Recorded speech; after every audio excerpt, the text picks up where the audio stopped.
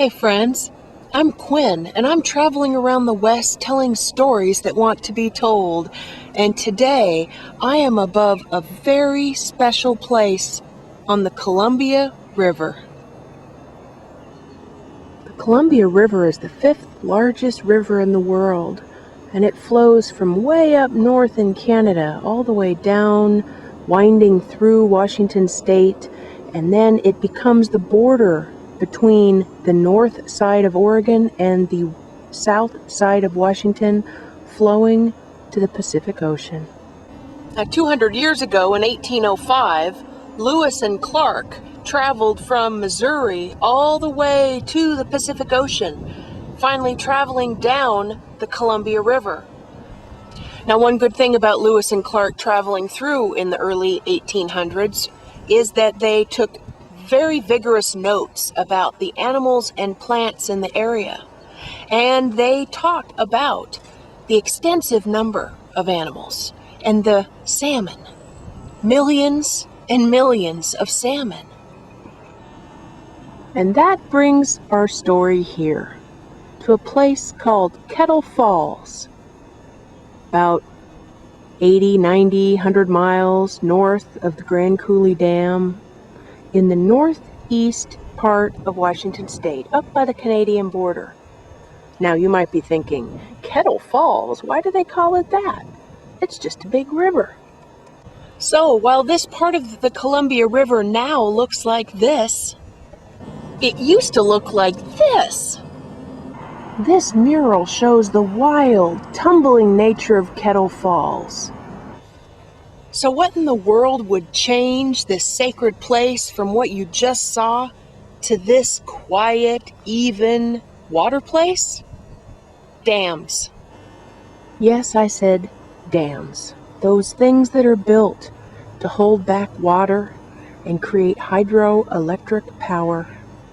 In the first half of the 20th century, engineers and lawmakers decided that it was more important and more necessary to have hydroelectric power than to have fish and salmon. And so in 1941, they built the Grand Coulee Dam.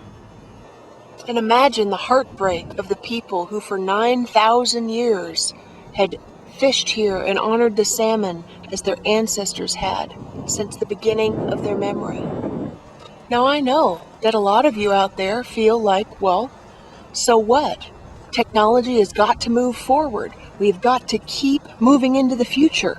More power, more energy, more. But what is the cost of progress? And what exactly is progress? So let's take salmon as an example.